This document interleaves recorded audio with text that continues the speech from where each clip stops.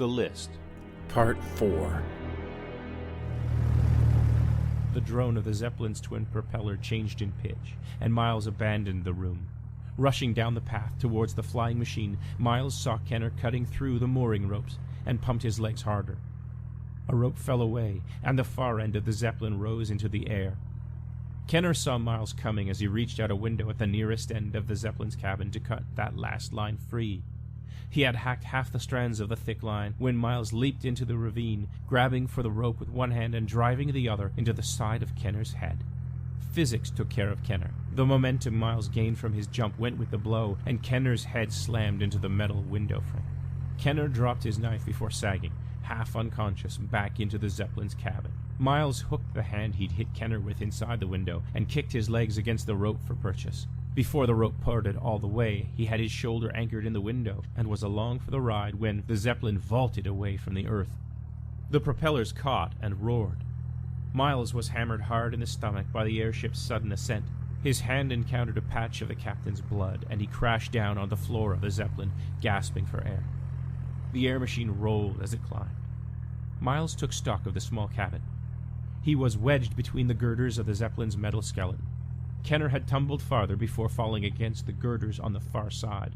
For all intents and purposes, they hung in a metal basket suspended beneath a long, sausage-like balloon which kept them aloft.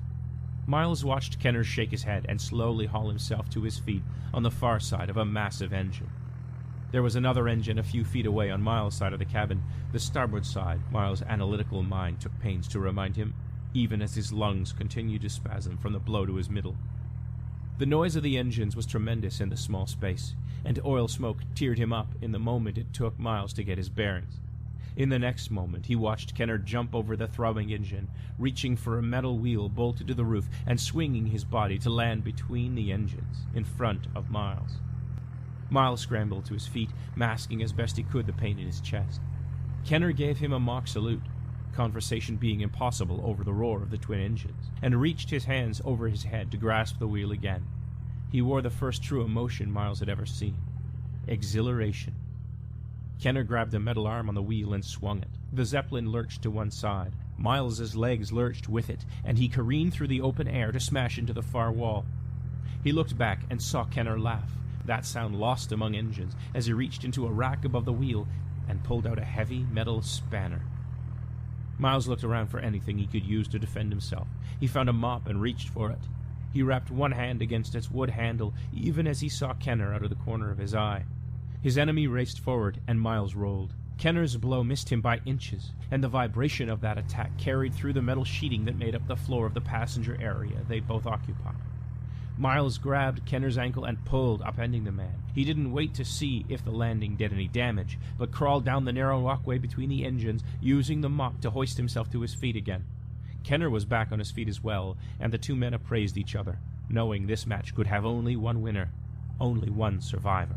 The Zeppelin bucked again, and both men flailed for handholds. Miles wrapped his hands around a pipe and screamed. He pulled his hands away, staggering back a few more steps.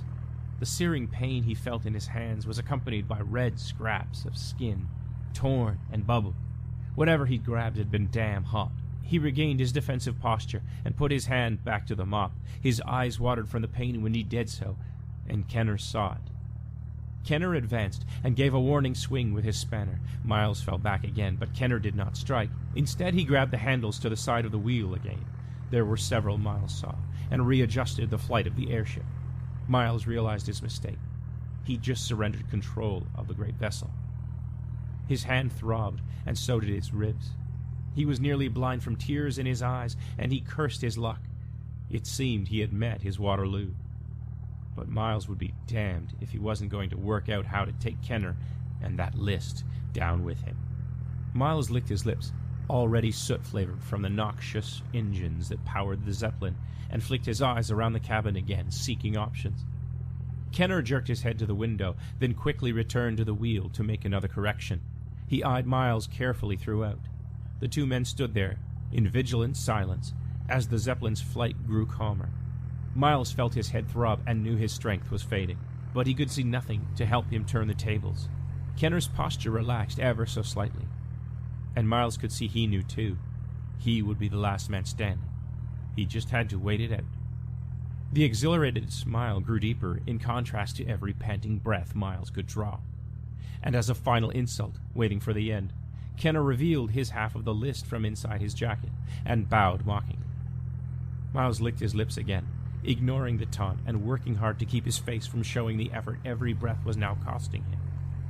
The handle of the mop felt like cut glass in his burned hand, and he felt his will to keep the mop raised dwindling. Miles searched the Zeppelin for some saving grace. Kenner waited at the wheel. Miles felt the heat from the engines bracing him and rubbed quickly at his eyes with his right shoulder.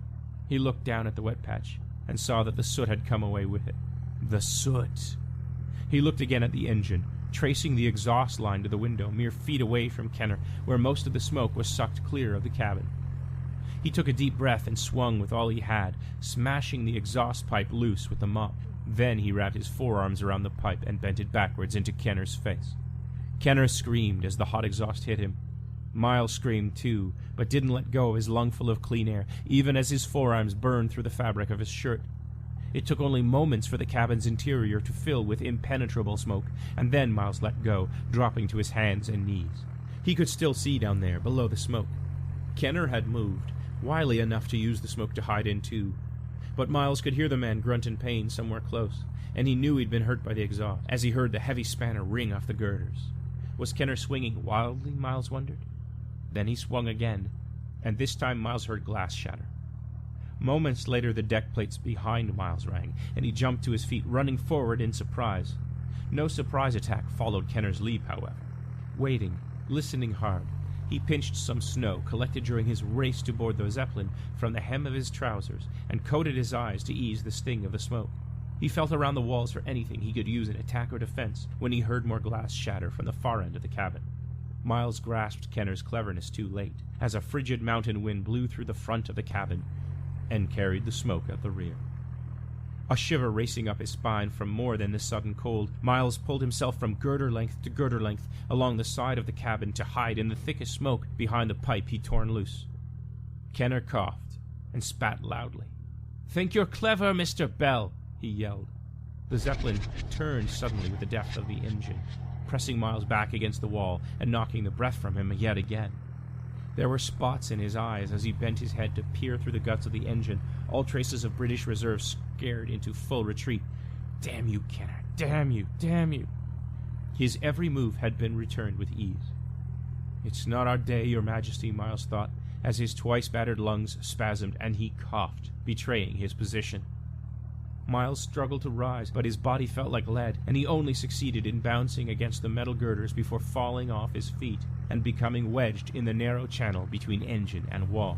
Miles' head rung, his hands and one arm were scalded, and he winced with the effort not to scream as he heard and felt Kenner stumble down the track between engines towards him. The roar of the one remaining engine competed with the whistle of the air lashing through the shattered windows, and both forces shook the airship savagely. Miles closed his eyes and pulled himself up the girders, rung by rung, with his good hand. His legs trembled, and he knew he had little left, precious little left, to tumble with Kenner. But he'd bloody well not meet his end, sitting on his arse.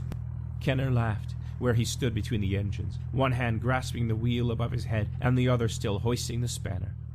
"You put up a good fight, Bell," Kenner said. "Come and meet your maker like a brave soldier, and I'll end it quick." He hefted that spanner, and Miles could imagine the sound his skull would make at the end of it. The Zeppelin bucked again, and over Kenner's shoulder Miles stared out through swirling cloud at a gathering pink dawn before the clouds closed again. Right then, he thought, there are worse places to go down swinging. He gathered himself for a last charge at his foe when that lovely pink dawn appeared through the clouds again and revealed the mountaintop racing towards them. Miles' eyes went wide, and he staggered back, flailing with his good hand for the wall behind him. He stumbled to the ground and crawled, reaching madly for the walls. Kenner's laugh doubled. "Well, so much for that famous British courage," he taunted, and he raised the spanner high. Just a few more seconds, Miles thought. Struck by inspiration, Miles pleaded, just as he imagined Kenner wanted him to. "I beg you, be quick about it. But please, first tell me why. At least give me that. Why would you give your demons to Hans?" Kenner shook his head. "With demons, at least they're honest about wanting your soul. You British and Germans, you just want power. You only want power, and you don't care the cost.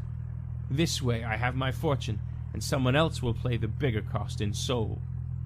But this was so much fun. Next time I think I'll open the bidding to King George as well. Just then, the dawn's early light speared through the windows, and Kenner whipped his head back to look. Too late. Miles wrapped his hand around a girder and pulled with all he had just as the Zeppelin struck the ground. He had a perfect view of Kenner's body sailing through the air and into the mountainside.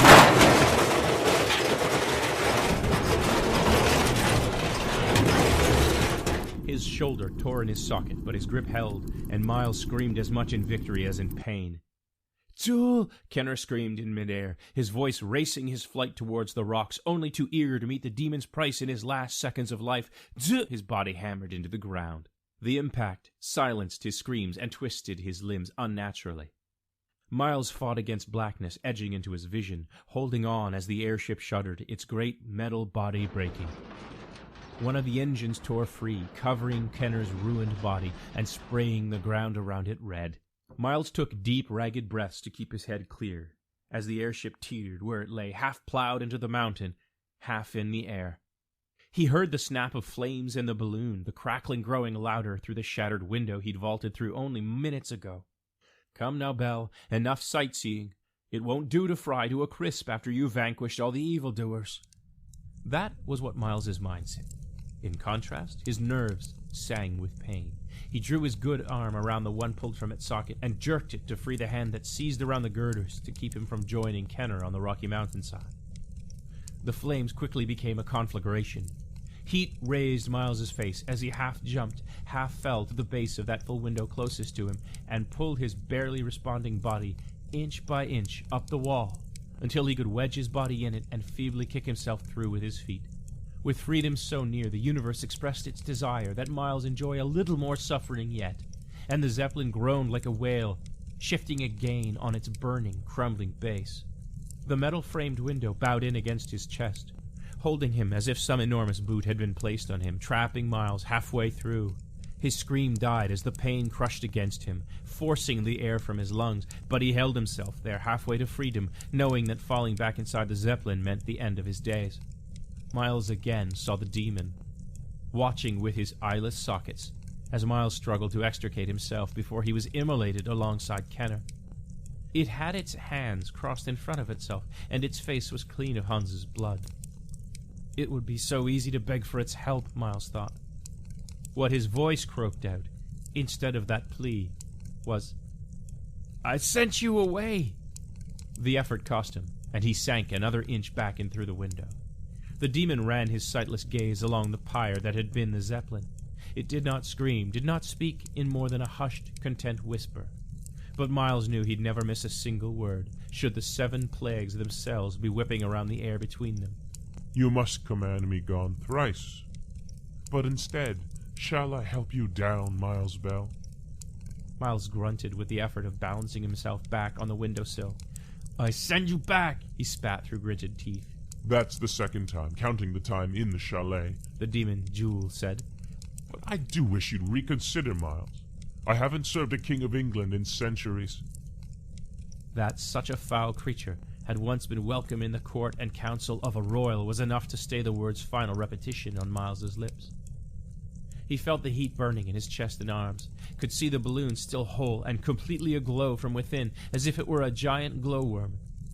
He teetered there, in the window, despite all sense, frozen with the depth of his dismay, that this thing could serve England. Miles closed his eyes tight, clenched his teeth until he saw stars, and his jaw popped, all in an effort to gear up his stalled thoughts. "What say you, master?"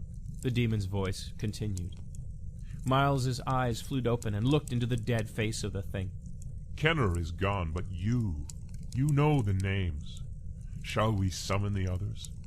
Impossibly, it was tall enough to reach out a hand. All he had to do was grab it, and the demon would pull him away to safety. He shrank back into the window. "The list is ash now, but the names, I see them. They burn bright in you.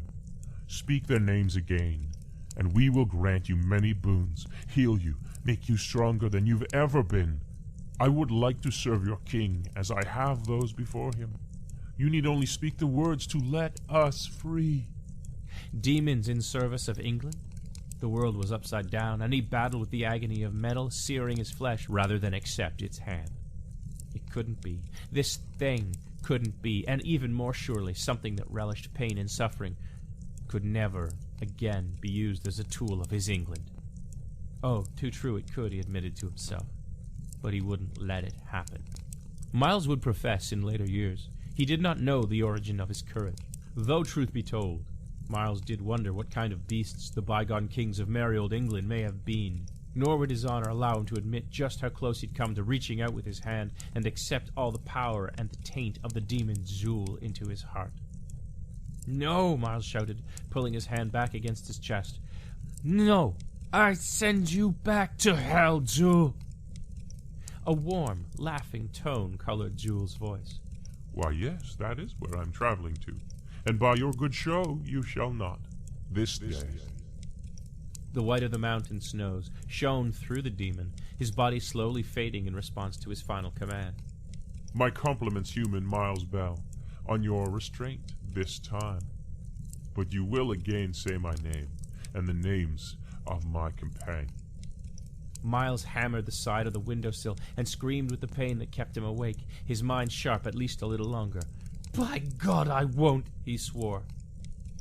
You will, one day, when something you love more than yourself or your king is ripped from you, a love perhaps, or a child, you will call our names. The demon laughed as Miles's eyes widened. We will meet again, Miles Bell. The sun grew stronger than the bonds on the demon's body. His eyes lost their hold on it, and it was gone. Miles tasted something bitter in the back of his throat. Fear. Fear that the horrors of this night could fade over time, or his own mind might, and it would seem only right to say those names. No! No! He hammered his scarred and bloody forearm against the window again to frame the moment and his rage in a more perfect memory. And then, with all that he had, he pulled his body free of its burning prison. And Miles fell to the rock in the ice below. He kept his ruined arms in front of his face and let the punishing fall happen. His body was lifted high into the air when the Zeppelin exploded. His back was stabbed by rock and debris, and his scream was lost in the greater violence of the airship's death throes. Darkness finally drove the morning light away. Miles awoke to shouts from down the mountain. Rescuers on the way. He wondered if it would be better they had not come, if he was up to the task ahead. He waited in silence, feeling the weight of the burden his service to His Majesty had earned him keener than any pain. For the first time in his illustrious and secret career, he would serve king and country by keeping a secret, not discovering one, a secret he vowed before his God to take to his grave. In the bright morning light of a mountain peak, he prayed was close enough to heaven that his prayers be heard, that he might meet his reward and share only with him the names he knew. As the bark of dogs and cries of men grew near, Miles remembered the reward Hans had met, and the threat Kenner had made. He wondered if there were others who knew the names and ways of demons. He would find out. And he would keep their promises of power and victory from his king by any means necessary. Hans took him then, along with gentle words of reassurance and comfort. But all he heard, in the wind-guttered flames of the airship, was the demon's laughter. The list. Part 4. Finale.